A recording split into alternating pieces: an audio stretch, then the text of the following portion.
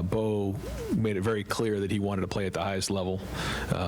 Hit it off with Larry, which Coach Patricia, and so I think it'll be a great addition to our room as we head into the summer. Are you guys actively looking for a D tackle in the portal, and how's that going? We are. We have, but we wanted to make sure that when we bring somebody in, it has to be an upgrade to what we have, and so we're not just going to do it to do it.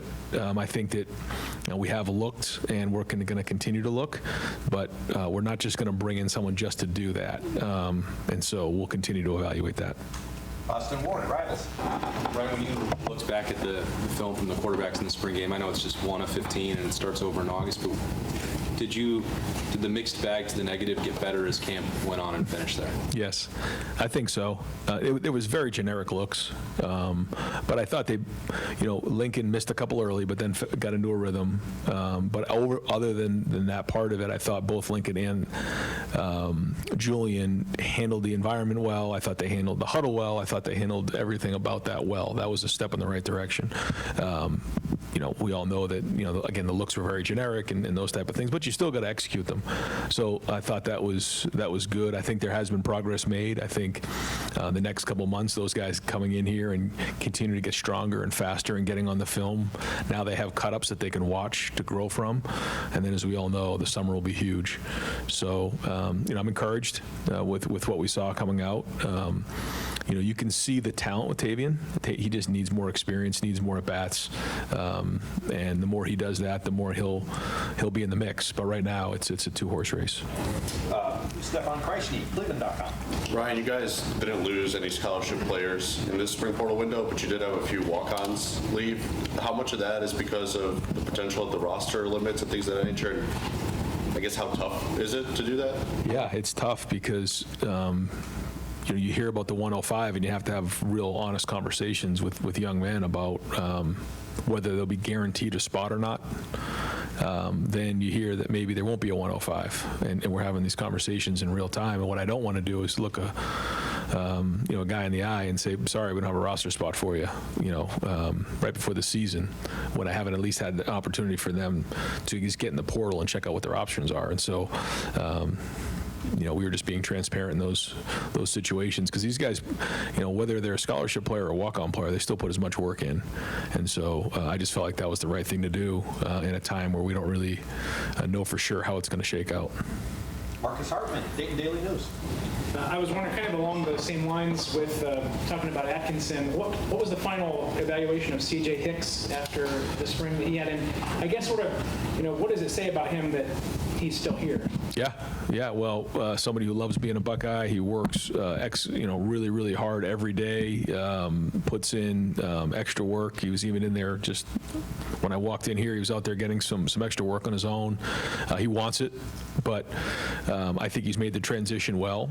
When you make the transition from off the ball to on the ball, and you watch Sonny transfer from being at the third level to the second level. When you make that transition from being on the second level to on the ball, things change, and I was remarkable to me how quickly Sonny made that transition. I'm hoping CJ can do the same thing, but it does take time. As opposed to being off the ball and running to the ball, you're constantly engaged in blocks or looking to avoid them. He did a really good job in the pass game. He's growing in the run game, learning how to set the edge and get off of blocks. But we're encouraged with what we see. But again, it's going to have to be a big summer for him. And I know he and Mick and Larry are talking about exactly what the right weight should be for him to carry, knowing that he's going to be on the line. Dylan Davis, Bell Reset. After the spring, when you give these players their directive for what they have to get better at this summer, what were those things for Julian and Lincoln? Like, what were the specific things? Like, hey, you need to do this better if you're going to take a step forward in this race and come fall. Yeah, I won't get into all the things technically, but each guy has something like, okay, throwing wise, some things they want to get better at, and so they'll go out there and work on those things, and we try to help as much as we can in terms of those improvements, but then also is just the overall understanding of the offense. When you have the cut-ups to watch, and you actually see yourself doing it as opposed to Will doing it or CJ, or, we have years of cut-ups of the same plays over and over again. You can see Dwayne running it, or, Justin Fields running it. But when it's actually you doing it, it looks and feels different. So, the technical parts I won't get into, but for all three of them, it's really about understanding the offense better, understanding protections, understanding the route structures, how the ball has to come out, third down, red zone, understanding the entire offense. We put a good amount in, but there's still a lot that we haven't put in, so we need to continue to dive into that. Ultimately, they will be evaluated on how they make their routine plays routinely, and then how they do on third down, red zone, and 2 minute. And you've heard me say that before, but that's it. And each guy has a different skill set, and so we've done that before, where we've adapted based on who we have, and we'll do that this year. But it's going to be exciting because we have some really good weapons coming out of the spring. We feel like maybe even a little bit different than we've had in the past. So fired up about that, and fired up about where this offense can go. And I have to make sure I remind myself that the idea of the spring, again, you've heard me talk about this, is to get individual players better. And then as we come out of the spring, figuring out what this looks like as an offense and as a defense schematically. So that's what we're all involved with right now. Coaches are on the road recruiting, but it's also part of that. The guys in the building right now, we're starting to put that together as we head into June. For Tavian, when it's experience, it's when you get back, he just has to get experience. Is there any way to simulate that this summer? What you can do to get that? Man, I tried so many of those different things, and this is a long conversation, but even having a son who's now a sophomore and who's a quarterback, you just realize that if you play basketball, baseball, lacrosse, all these other sports, you constantly play games. You could play 5 basketball games on a weekend. You could play, I don't know how many lacrosse games they play, but they play a lot. Soccer, my daughters, they play all these soccer games. How often are you actually playing 11-on-11 football and playing the quarterback position? And I think that's why you see so much back and forth, confusion. It's just not very much a science, even when you get to the NFL and the draft process, because these guys haven't played a lot of football, and so you don't know where they are. You don't know always how to compare where they've played to where they need to play, the types of throws that need to be made. So I think about this a lot, and Tavian, needs to get as many of those reps as he can. We've tried in the past. We've tried the virtual reality, where when I was in San Francisco, we would actually, have people, simulate defenses, simulate blitzes, so they could stand in there. We'd actually put the turf down, and they'd have the VR, and they'd be going through the reads, and it wasn't the same. It's just not the same when a 320-pound guy's trying to rip your head off in front of you. It's just not the same. So what do we try to do? We try to watch as much film as we can, and try to simulate it the best we possibly can, but there's nothing like getting real reps, and that's why we made the guys live this spring, to feel what that was like, because these guys haven't played a lot of football, and so they don't know what that's like. So I'll go off for an hour about this, but this is the kind of the world we live in, and something I'm passionate about. So the more these guys can play 11-on-11 football, it's better. We need to keep it to one question because we have a lot of guys that want to ask. Spencer Holbrook, Letterman Row. Right now that you've had a couple weeks to digest what you saw in spring practice, what were your evaluations of Matt and of Tyler as first-time coaches here, and what do you think the next step for both of those guys? Matt Patricia and Tyler Bowen, yeah. First off, I think you look at the players, and I meet with every single player after the spring, and I asked them, rate your relationship with your position coach, with your coordinator, 1 to 5, 5 being great, 1 being not very good at all. And the feedback I got on both of those guys was excellent, really good. That's the first thing. Second thing is, in recruiting, you talk to the recruits, how's your relationship with Coach Bowen? How's your relationship with Coach Patricia? Again, like thumbs up across the board. And I think, when you get around the players, you get around the recruits, you guys will hear the same thing. You can, either it is or it isn't. We've had coaches before where it hasn't been great. And, I think we know that's been the case before. So that's the first thing you look for, is the relationships. Then how are you getting individual players better? I think that's been a plus. And then schematically, we'll see. We have, yet to be seen. If we have the right scheme in place. But I like their attitudes. I like where they are. I think they fit our culture really, really well in terms of how they coach. They understand it's important. They both coach in the NFL at a high level. So excited to see what the next couple months bring. Joe Nugent, WCMH. From a team perspective, what do you want to see, what do you need to see between now and the start of fall camp? Well, we have these different phases. Right now, I'd like to see these guys get out of here and get away from football for a little bit. Classes started for us during the Texas week. So if that gives you any idea of how much break they got. So we got right into winter workouts, right into spring practice. They did have a little bit of a break for spring break, but these guys need to get around their families a little bit and get away from football. But then once classes start up again, we got to go. We got to have a great summer. Everybody knows what they need to do this summer in terms of with Coach Mick in the weight room, in terms of getting better individually as players. And then, once August hits, it's got to be a great camp, as we know, because of our first opponent. So that's going to get ramped up real quick. So we need a great summer. And that's obviously a big part of that's in the weight room. You guys have heard me talk about guys being gold or being Iron Buckeyes. There's a reason why Jeremiah Smith was the first Iron Buckeye ever as a freshman. He saw what happened, right? So there's a correlation to the summer that they have and how they play on the field, and they know that. They bought in. I think that's really important. Our guys do understand how important what goes on in the summer, what goes on in the weight room, impacts on the field. So that part of it, and then Mick will do a good job of creating conflict and then figuring out who the leaders are. That'll be big, and then having that synergy within the team. Dave Holmes, WSYX. Yeah, I wanted to get your reaction to Ty and Mark with 14 guys drafted, the way that helps recruiting, and also, is there a guy that you just were kind of getting angry as the draft went on that you thought this guy's sliding way too far? Were you going to bat for one of your guys, so to say? Well, I don't think Seth, should have gone undrafted, but I think the Achilles and maybe just being center only is why that happened, but I'm pleased with the location that everybody ended up with. I don't think there was really anybody that got drafted where when you look at it, you say, man, that's not a good fit. And that's when I stood up in front of the personnel for our pro day, that was our goal.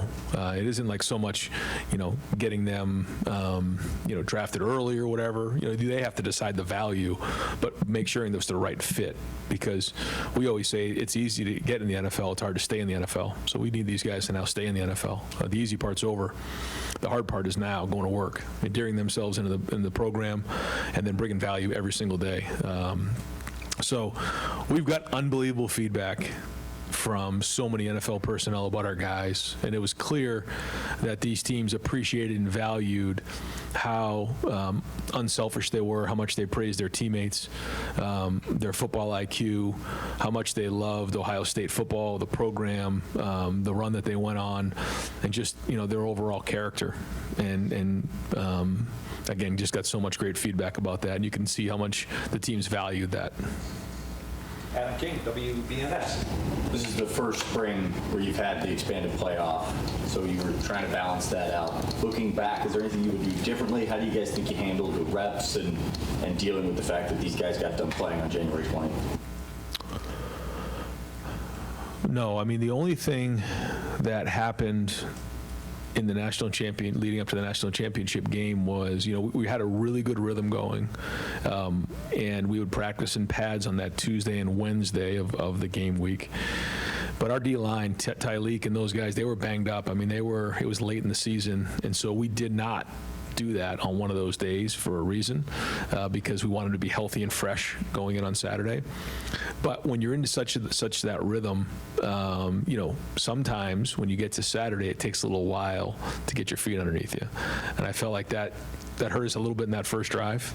But then again, you look back, you need those guys to be fresh late in the season. We're talking about week 16. And other than that, I thought we hit the sweet spot. I thought our guys were playing fast. I thought the way that we handled the season, the preseason, allowed us. You look at the way the running backs played late in the season. They were playing fast, and so we have a lot to learn from, a lot of information now to go back on, because it was the first time ever. So we'll at least have something to look back on. But I think a lot of it went the way we wanted to.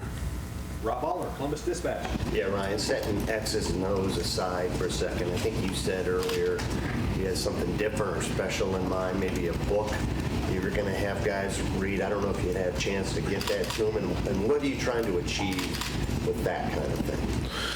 Yeah, so they still don't know that yet because it's going to be when they come back, yeah. So I won't say the name of the book yet, but the idea of the book is that guys who were not in leadership roles the year before need to now carry the water. So that's important, and I think it's different when you're actually in that role as a leader. And so we're going to try to use that as a reference point just to try to help them understand that when you're a leader, like, you have to take on the burden of being the leader. It's one thing to sit in the back and watch somebody else do it. Because we lost a lot of leadership. Now, we do have some guys who are stepping up in a big way, and they just need more opportunity. So that's going to be the summer project. Pat Murphy, 24/7 Sports. Brian, you mentioned earlier when talking about the quarterbacks that you guys have maybe different weapons this year. Could you elaborate on what you mean by different weapons? Well, I think it starts probably at tight end, where we have more options there probably than we've ever had since I've been here. So that's exciting. We have some different styles of wide receivers. And we're building some depth at running back as well. So that part is fun. And James really did have a good spring. It's hard to tell when you're in the spring on running backs when we're not really tackling as much to the ground, what that looks like. But I thought, we didn't tackle as much James to the ground, but we did with C.J. Donaldson. I thought he got better as the spring went on. And I thought Bo Jackson showed a lot for a freshman as well. So that was all good. Sam Williams-Dixon's fighting. He's had some good practices. I thought he got better. And then we'll have Isaiah getting healthy and then Turbo coming in. So more depth in that room as well. You're talking about 5 guys there when we haven't always had 5 guys in the running back position. You guys remember sometimes we had like 2 or 3, So I think Locke's done a nice job of building depth. We have depth in the tight end room, and then we have some different styles of guys in the wide receiver position. So, again, where does that go? We'll see, but some good players to work with. Andy Anders, 11 Warriors. Yeah, just wanted to get, coming off the spring game, having a chance to evaluate the film, your feeling on where the offensive line stands and specifically the right tackle competition. I thought our guys appreciated the way that we have Tyler, Marcus, and Charlie all working together with the O-line, and I think it's important when you have 3 guys with 3 different backgrounds come together. They have to have one voice if they're going to work like that together. Again, in the post-spring meetings, asking all the offensive linemen what they thought, and it was unanimous, like excellent. They loved it. So that was great. So I feel like they got better this spring. I feel like they're getting coached well. They made improvements across the board. The idea of playing a primary position and then a secondary position has been really good. I thought Austin did a nice job moving around. I think he really took a big step for us. And so, yeah, I don't think we're in a position to really get into like who's starting and who isn't. But, he really, and at what positions. Austin Sayrell is going to be a starter for us. He's an excellent player and really had a good spring for us. And, we can talk about them as we get closer to preseason. But yeah, at right tackle, Phil Daniels, I thought got better from practice 1 all the way to the end. And that's an example of somebody who's, playing against Kenyatta Jackson and Caden Curry and C.J. Hicks every day in practice. He just continually got better, especially in his pass protection. So big summer for him as well. But I thought Tegra, Carson, Luke, Ethan got better. I mean, Josh Padilla got better. But there's a lot of guys there that I felt like were really improving on a day-to-day basis. So, I feel like, sometimes you look at it and you're like, okay, if Tyleek and Ty were in there, what would that look like? So you have to compare that part of it, on each side. I think the defensive line did win some battles in there, but I would say overall, the offensive line probably won more than they lost over the spring, and so that's a big emphasis going into the summer is, with that D-line is shoring up that depth and making sure those guys are playing at a high level. So sometimes, again, in the spring, you're not sure, where to give the credit or the blame, but I thought they competed overall and got better.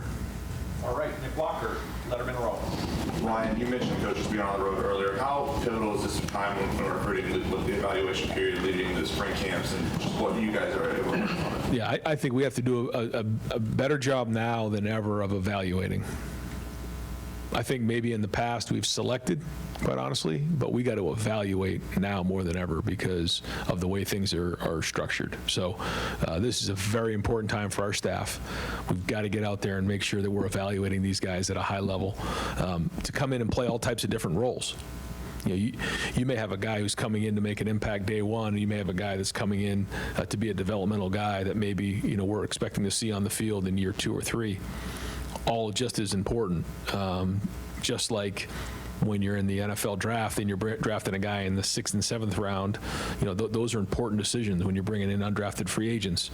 So we all know that we got to hit on the first rounders, but then there's all these other guys along the way, and so that's kind of how we're looking at it. It's becoming more and more like the NFL. So evaluations are critical, and we got to make sure we're on point with that. Joey Kaufman, Columbus Dispatch. And the fact that you didn't lose a scholarship player in the transfer portal window this spring, just what allowed you to kind of retain the roster at a time when that's not a guarantee, and just what you make of that ultimately? Yeah, I thought it was, it says a lot about our team. I think stability is very, very important, and it's always important to be transparent in recruiting, but now more than ever, what you say you're going to do, which is your character, what you say you're going to do, you have to back up. And I think, we've done that. And the other part of it is when we recruit guys now, like, we want guys who want to be at Ohio State. If we have to talk you into coming to Ohio State, if money's the first thing you're looking for, this isn't the right place for you. And if people choose Ohio State because they want to come to Ohio State, they're more likely to stay. And so that's just a philosophy that we've had here, for a long time, but now more than ever because of the way things are. And I think, guys enjoy being at Ohio State. They like being here. And so as long as they're being valued, then they're going to stay because they know the development. Tony Gertman, Buckeye Hub. It sounds like the judge in the House case isn't going to approve the 105, so you guys should have more players. Are you guys talking about that? How are you planning on filling that out? And what kind of scholarship number are you looking at right now? Is that coming from Ross? How do you put that together? Yep. Yeah. So we're looking at, increasing it to 90. That's, what the conversations have been. And then, like you said, it's difficult when, you think it's going to be a 105 and now they're saying maybe it won't go to 105, but if it does, we better make sure we can pivot quickly. So we'll operate, if the 105 cap isn't put into play, we'll operate right around 120, 121 like we've been. So yeah, those are kind of the parameters that we're working with right now, knowing we might have to pivot quickly, which I know is tough for a lot of those guys who are on the fence. So that's kind of why we wanted to make sure we were transparent. Again, but this is kind of the way it is in college football right now. You got to be able to adapt quickly and move on the run. And the easy thing to do is throw up your hands and get frustrated. But we'll just adapt and try to communicate well and make sure we have everything we need. Dan Hope, 11 Warriors. You were asked about Bo, you were asked about CJ. Obviously, you also have Kenyatta and Caden coming back, and you added Logan George. How do you feel like all 5 of those guys can kind of coexist in that edge rotation? Yeah, I think we've always done that, and we've always rolled guys. I even think when I first got here in like 17, we had all those guys, Taekwon. I mean, it was just, Bosa, we used to roll those guys, and the more we can do that, especially with the length of the season, we're going to need to do that.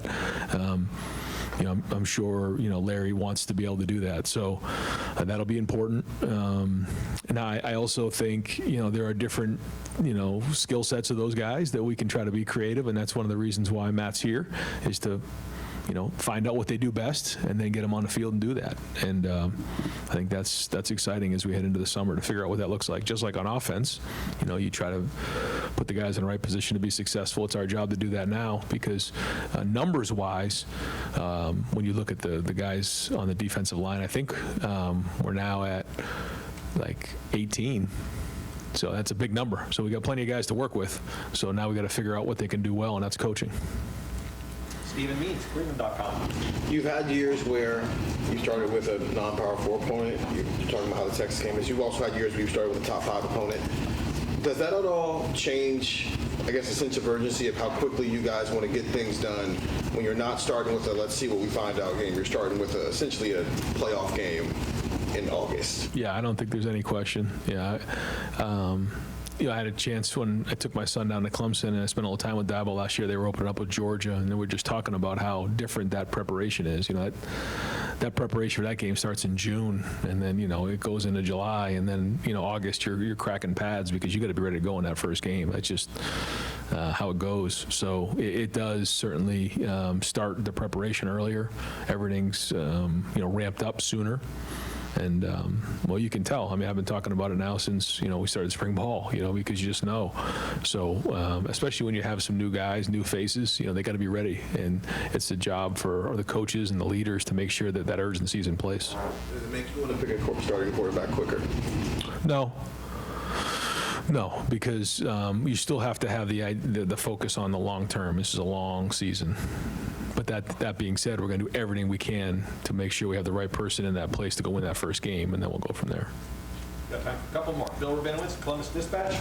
I'm pretty sure you're not going to tip your hand even if you know it, but in your mind, do you have a front runner at quarterback?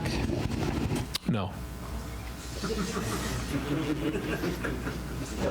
It's completely 50-50. Is this the first time that you had this situation? You had Kyle and Devin a couple years ago, and they kind of went back and forth. Yeah, that's probably the closest one. Yeah, we'll kind of see.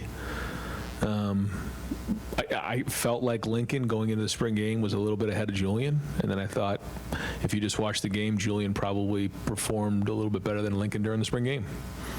And here we are, so gone back through, watched the spring practices, look at the grades, they're very similar.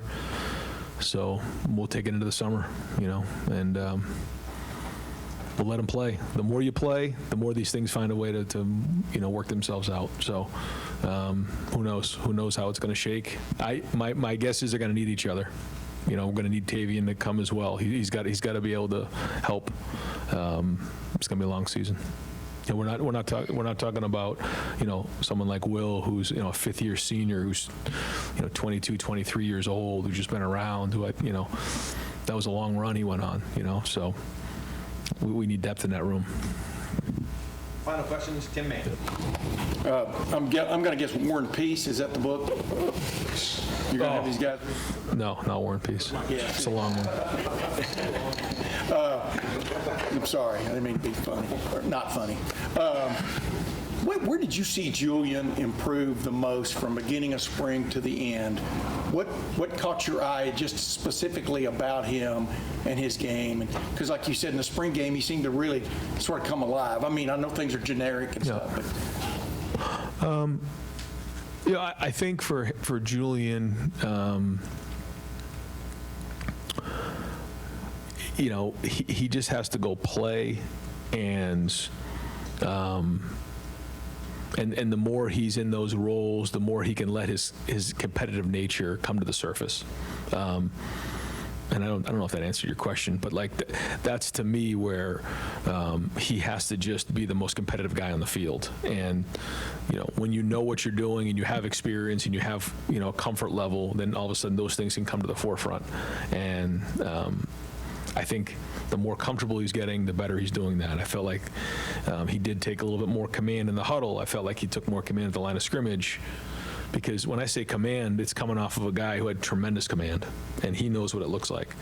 And so whether it's barking out the cadence or looking guys in the eye in the huddle, or after a play getting everybody back together, or whatever those on the sideline, whatever those things are, that's the leadership skills. We all see he's got a beautiful release and he can throw the football, but that's just part of the process. And so that's part of bringing along a quarterback, and that's the fun part. Yeah, you don't want to say gamer because that makes it maybe too simple, but some guys do rise to the occasion, right? I mean, that's your big juggling match, I would think, as much as anything. So I did this study when I was with the Eagles, when I was with Sam Bradford, and it's called the Roy Hobbs myth, which is really interesting because if you ever watch The Natural, the story of The Natural is that, he hits this home run, breaks the lights, and he's running around the bases. But the true story of Roy Hobbs, if you read it, is nothing like that.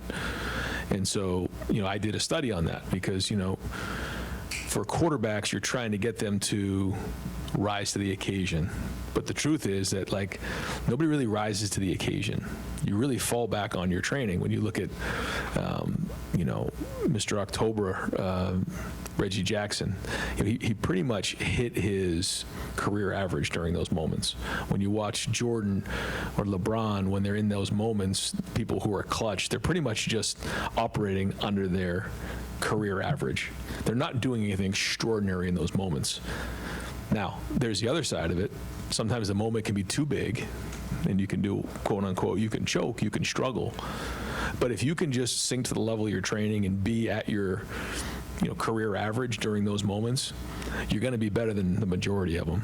And so I think, like, that's what it comes down to when you're playing a quarterback. Like, whatever we see in practice, if we can see that in a game, good things are going to happen. If we start to see, like, crazy play all of a sudden on the field that we haven't seen in practice, now there's something else going on. Is there anxiety? Is there whatever those things are? We have to get other people involved and figure out what those things might be. So again, a long answer, but like that's it. We just want to see the same things we're seeing in practice on the field during the game, and it's our job as coaches to make practice really hard. And I think the quarterbacks would tell you, like, I try to make practice like almost brutal for them. Like, they miss a throw, and like I'm just undressing them on the field, not personally, but I mean, I'm hard on them because I want them to feel it. And then when they get on the field, they feel like, okay, this is it, and I think that's the sign of a good coach. So I don't know where we started with the conversation, but yeah, I think Julian is in the game. You saw what we see in practice, and that's a good sign. Yeah. Great. Coach, thanks, guys. Yep.